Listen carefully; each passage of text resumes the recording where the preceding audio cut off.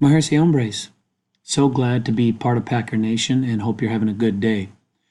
What we have today are just a few vocabulary words because remember we're breaking up Unit 4 into two parts. So we just have a few words here to clarify that you should be jotting down on your notes sheet.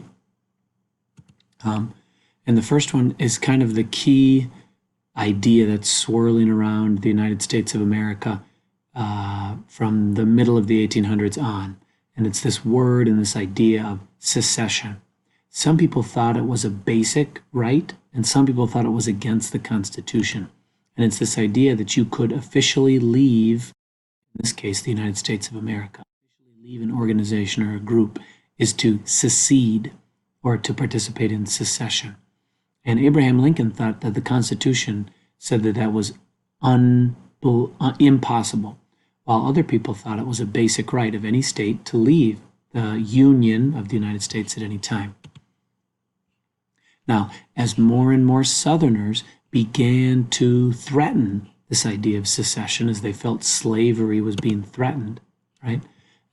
Politicians tried to find a way to compromise, to keep the South from seceding and to keep the North from trying to end slavery outright, which of course would upset a lot of white Southerners.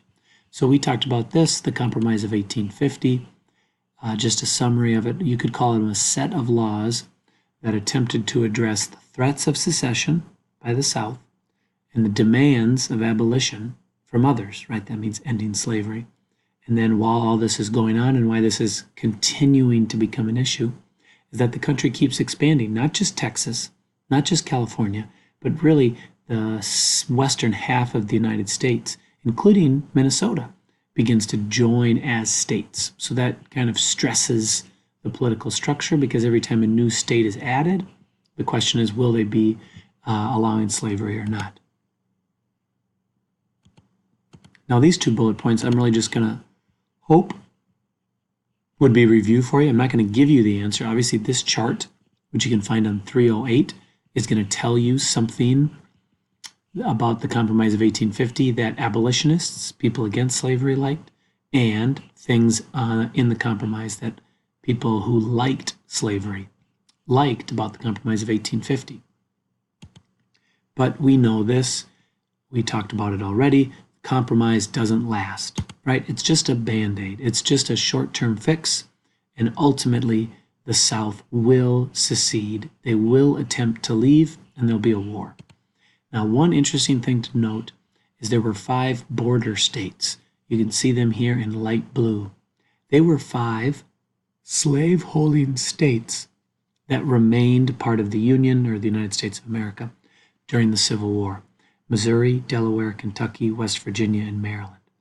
And this tells us not that the Civil War wasn't about slavery, but that there were plenty of racist people in the North.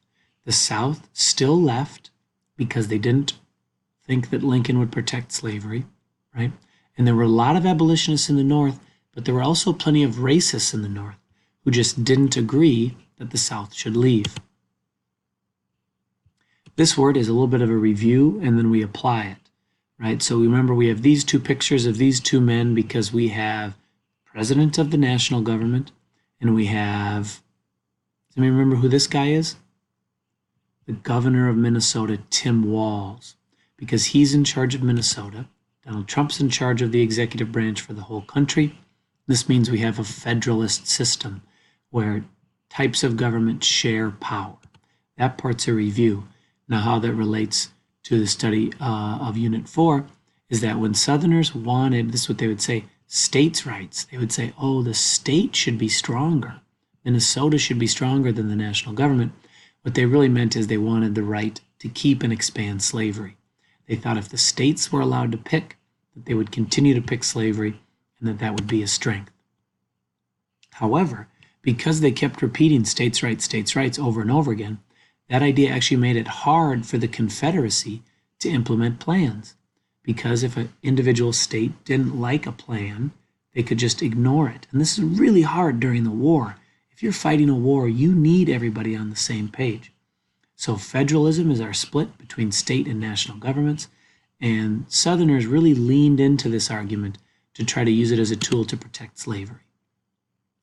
Now, we talked this week a little bit about artists who did not live very long. And here's a really important artist of the last 40 years, Kurt Cobain. Kurt Cobain formed a band named Nirvana, and I would bet most of you, if you were to look on YouTube and the top 1 or 2 videos for Nirvana, you've probably heard their music. But he really had a huge impact on music, for sure, especially people who are, say, 35 years of age to, say, 50. He really was one of the founders of this kind of music called alternative music. If you listen to Juice WRLD's biggest hit and Nirvana's biggest hit, they won't sound very similar, right? But they were both artists, Kurt Cobain and Juice WRLD, who were kind of pushing music in a new direction. And that's exciting. And unfortunately, we didn't get very many records from Kurt Cobain before he died at age 27.